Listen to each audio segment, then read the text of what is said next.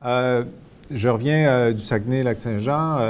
Pendant la campagne, on a fait le tour du Québec et il y a une chose qui est claire, c'est qu'on sait que l'économie québécoise, elle est fondée sur ces petites et moyennes entreprises. 70 de l'activité économique, c'est là.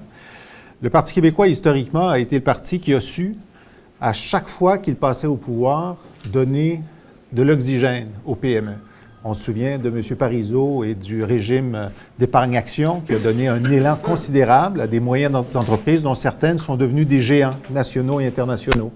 Avec Rodrigue Biron, il y a eu le plan Biron d'appui aux petites et moyennes entreprises, le plan Payé également.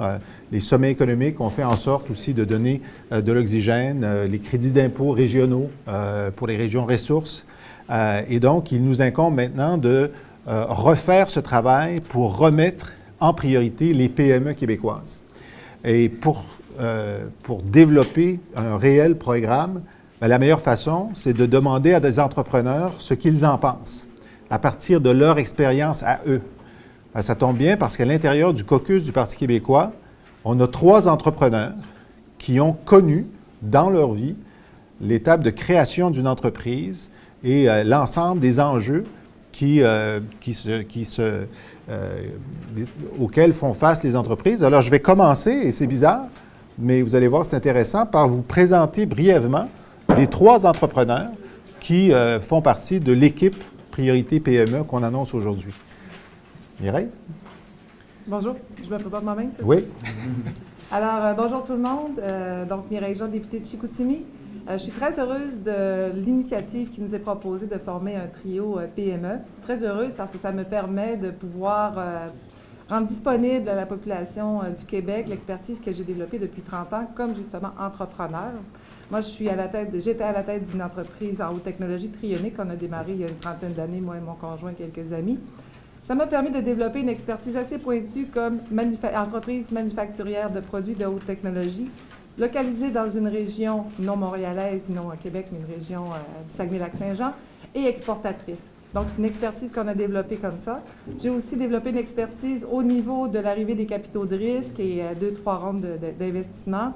On a eu jusqu'à 40 employés. Et dans les années 2000, mon travail a été consacré à la valorisation de la propriété intellectuelle comme propriétaire de PME. Donc, les 3 dernières années aussi, j'ai été à la tête du Réseau photonique du Québec, qui est l'Association québécoise des entreprises et des centres de recherche qui travaillent avec la lumière, manufacturiers de produits de très haute technologie. Et à ce titre-là, ça m'a permis aussi de développer une expertise justement pour aider les entreprises à haute technologie, les PME en haute technologie, à prospérer et à faire leur place dans le monde. Donc, il y avait à peu près 70 PME dans ce réseau photonique. Absolument. Et principalement des petites et moyennes entreprises, quelques grandes entreprises, mais principalement des PME en haute technologie. Très bien. Martin Ouellet. Bonjour tout le monde. Moi, avec ma conjointe, nous avons pris la relève d'une PME en région, PME qui existait depuis 20 ans. Et maintenant que j'opérais avec ma conjointe depuis 4 ans, mais vous avez compris qu'en étant en politique, c'est maintenant ma conjointe qui s'en occupe. Donc, une PME dans le commerce de détail, dans la mode féminine, qui se fait un devoir de mettre à l'avant-scène tout ce qui est de prêt-à-porter issu du Québec, le grand créateur québécois. Avant de me lancer en affaires, j'ai été aussi directeur général d'une SABC, donc un organisme privé de financement et d'accompagnement d'entreprises. Et pendant ces 8 dernières années, j'ai accompagné environ 150 entreprises et PME, entre autres dans la consolidation, dans l'expansion, dans la relève, mais aussi dans le financement. Alors, je suis très heureux que le chef ait créé Priorité PME, mais je suis très heureux de la composition de ce trio fantastique et on a très hâte d'embarquer sur la glace des régions du Québec pour aller rencontrer les entrepreneurs et définir avec eux l'avenir de la PME au Québec. Et notre chef d'équipe, Alain Terrien. Bonjour, écoutez, j'ai un bac et une maîtrise en économie. J'ai été chargé de cours à l'UQAM et au HEC, puis j'avais le goût de mettre le nez dans la cuisine à un moment donné. Alors, j'ai créé 2 entreprises, j'ai fondé 2 entreprises. Une première entreprise qui servait justement d'aide aux entreprises pour faire des plans d'affaires, faire des plans de commercialisation, les supporter dans cette démarche-là. Une deuxième entreprise plus tard que j'ai travaillé durant 4 ans, c'était pour justement aider des PME, des petites PME à la commercialisation des produits du terroir du Lac-Saint-Jean. Alors, on faisait le lien entre ces producteurs-là, les acheteurs éventuellement. Aussi, on pouvait essayer de les entrer dans différents réseaux de distribution puis entre autres, les rentrées dans les grandes chaînes de détaillants, comme par exemple les Loblaws. Alors, c'est une entreprise là, qui, écoutez, c'était à peu près $1 million de chiffre d'affaires par année. Et on a travaillé très fort au sein de plusieurs PME pour justement mieux comprendre les problèmes qu'avaient ces PME à trouver des débouchés, entre autres dans la commercialisation. Voilà. Puis tu as aussi une petite entreprise conseil pour les plans d'affaires des PME. Voilà, la première entreprise, c'était ça. Je faisais des plans d'affaires et des plans de commercialisation. J'ai été président pendant peut-être 1 an et demi de cette entreprise-là. Alors, ça me permet de comprendre davantage les problèmes des PME. Puis, évidemment, je rêve depuis toujours à en trouver des solutions parce que souvent, les solutions viennent de la part du gouvernement. Voilà. Alors, vous voyez, on a à l'intérieur du caucus une expérience réelle de terrain dans la création d'entreprises et le soutien d'entreprises.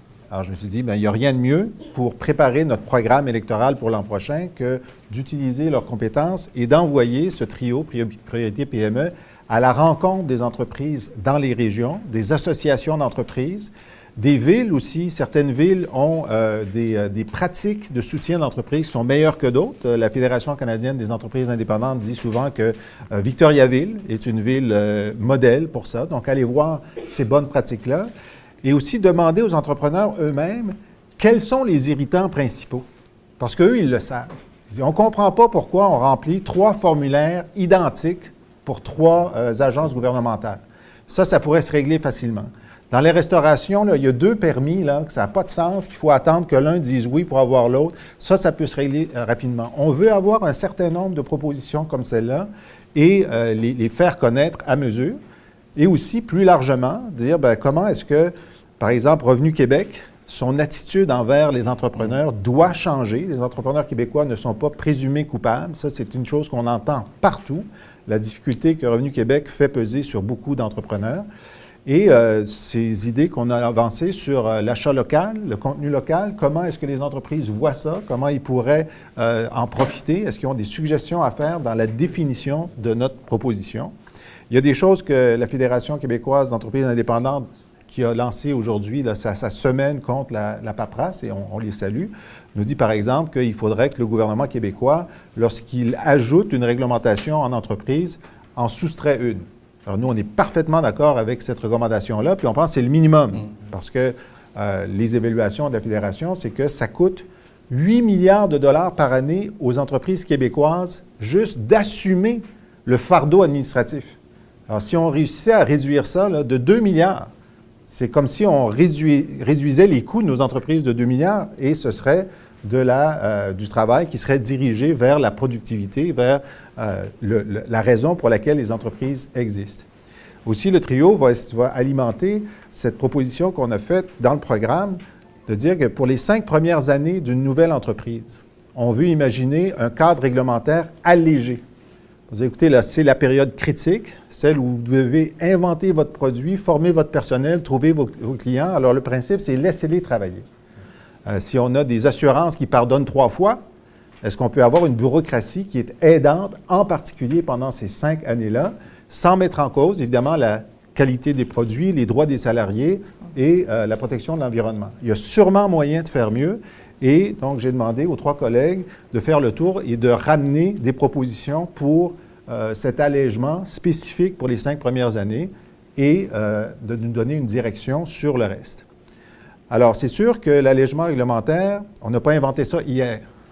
Lorsque M. Bouchard a fait les sommets en 1996, j'étais son conseiller, on a lancé ce premier chantier-là, qui a été relancé avec le gouvernement Marois et qui donne des résultats. Il y a un allègement réglementaire qui est en train de se faire. Nous, on veut aller plus loin. On pense que, puisqu'on peut en faire 10 on peut sûrement en faire 33 Et une des difficultés, c'est que le signal ne vient pas d'assez haut. En ce moment, le comité d'allègement réglementaire, il est au ministère de l'Économie. Nous, on pense que ça doit être attaché au bureau du premier ministre. Parce qu'on connaît un peu ça, l'administration publique, là. Quand c'est un collègue ministre ou un fonctionnaire d'un collègue ministre qui te dit de faire quelque chose, des fois, la réponse, c'est « de quoi tu te mêles? » C'est très rare qu'ils disent ça quand ça vient du bureau du premier ministre. Alors, si c'est une priorité, il faut que ça soit là où les priorités sont déterminées, c'est-à-dire au bureau du premier ministre. Donc, la volonté politique doit être très présente. On veut avoir une action rapide dès la première année d'un gouvernement du Parti québécois. Et pour ça, on veut se préparer. Puis on a 20 mois pour se préparer et inventer cette politique-là avec les consultations que mes collègues vont faire sur le terrain.